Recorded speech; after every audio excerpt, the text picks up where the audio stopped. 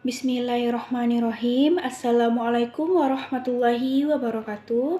Alhamdulillahirabbil alamin wa bihi nasta'inu ala umur dunya waddin.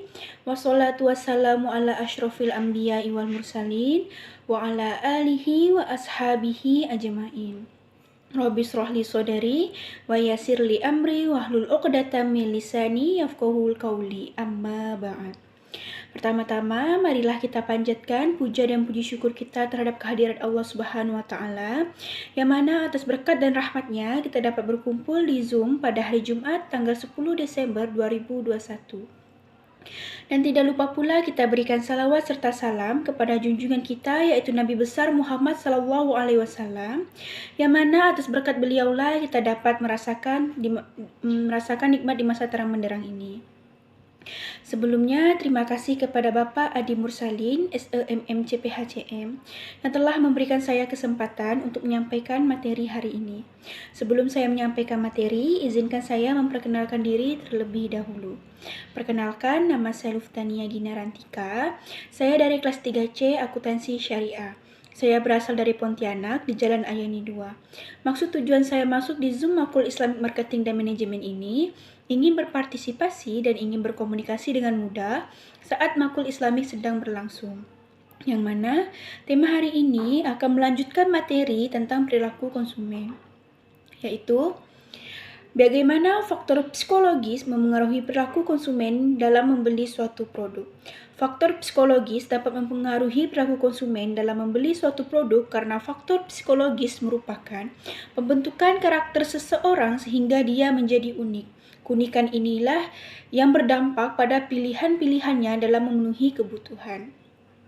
Ada juga faktor sosial. Faktor sosial yang dapat kita ketahui adalah sekelompok orang yang secara bersama-sama mempertimbangkan secara dekat persamaan di dalam status atau penghargaan komunitas yang secara formal dan informal. Maka dari itu, faktor sosial dapat mempengaruhi perilaku konsumen dalam membeli suatu produk karena faktor sosial merupakan ikatan hubungan antar teman, keluarga, dan orang tua dalam mempengaruhi keputusan pembelian. Semakin tinggi hubungan dengan teman, keluarga, dan orang tua, maka semakin tinggi pula keputusan konsumen untuk melakukan pembelian. Ada juga perlu kita ketahui, yang dimaksud dengan sikap adalah kecenderungan individu untuk merespon dengan cara yang khusus terhadap stimulus yang ada dalam lingkungan. Sikap merupakan suatu sindrom atau kumpulan gejala dalam merespons stimulus atau objek sehingga sikap itu melibatkan pikiran, perasaan, perhatian, dan gejala kejiwaan yang lain. Sikap konsumen dapat mempengaruhi perilaku konsumen dalam membeli suatu produk karena pada dasarnya manusia cenderung merespon dengan cara melihat objek di dalam lingkungannya yang akan melibatkan pikiran, perasaan, perhatian, dan gejala kejiwaan yang lainnya. Ada juga yang perlu kita ketahui bahwa persepsi adalah pengalaman tentang objek, peristiwa, atau hubungan-hubungan yang diperoleh dengan menyimpulkan informasi dan menafsirkan pesan.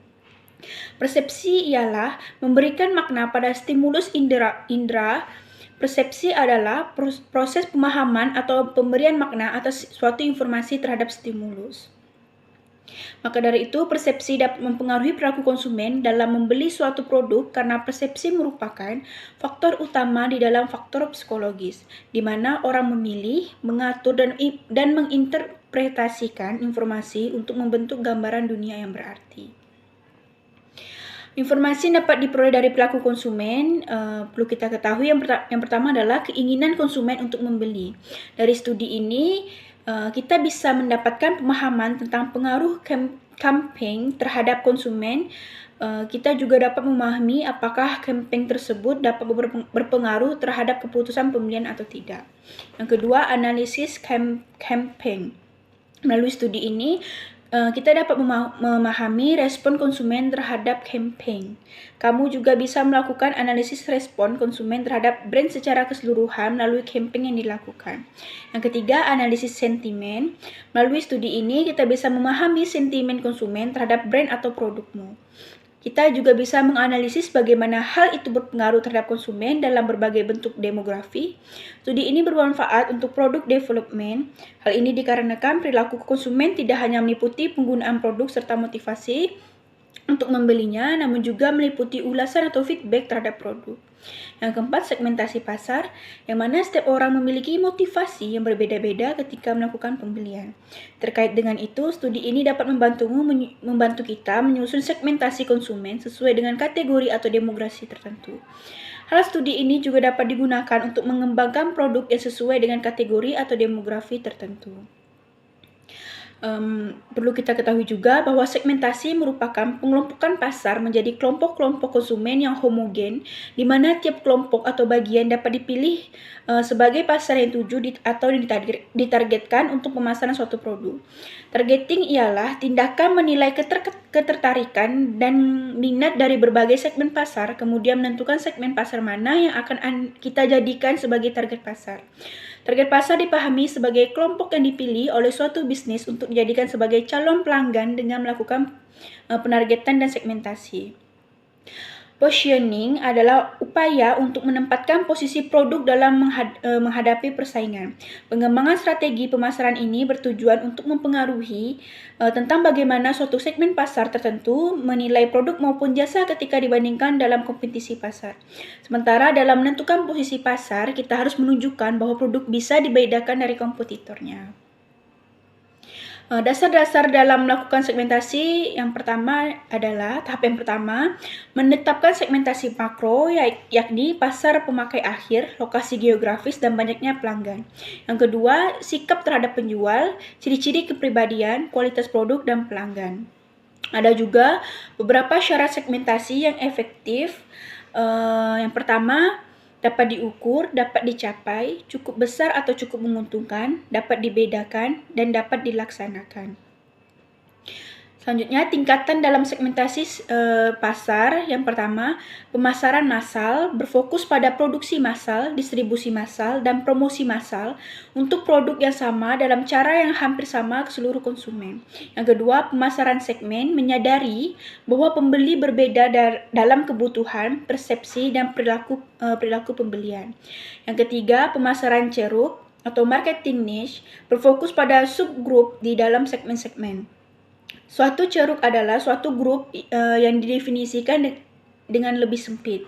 Yang keempat, pemasaran mikro, yaitu praktik penyesuaian produk dan program pemasaran agar cocok dengan cita rasa individu atau lokasi tertentu. Termasuk dalam pemasaran mikro adalah pemasaran lokal dan pemasaran individu. Adapun model sederhana pengambilan keputusan pembelian konsumen, yang pertama adalah tahapan masukan atau input.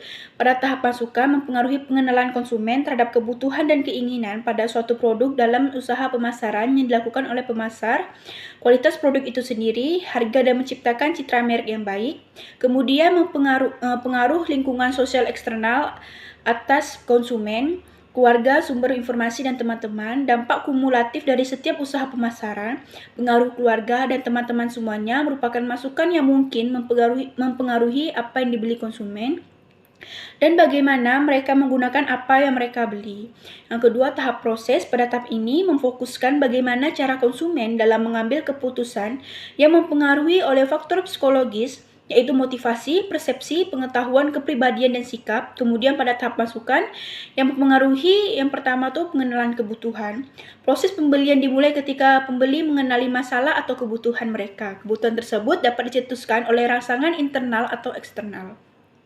Kasus pertama yaitu yang dicetuskan oleh rangsangan internal. Salah satu kebutuhan umum seseorang misalkan haus mencapai ambang batas tertentu dan mulai menjadi pendorong untuk pengenalan masalah, pencarian informasi, evaluasi alternatif, keputusan pembelian, perilaku pasca pembelian, mencari air minum.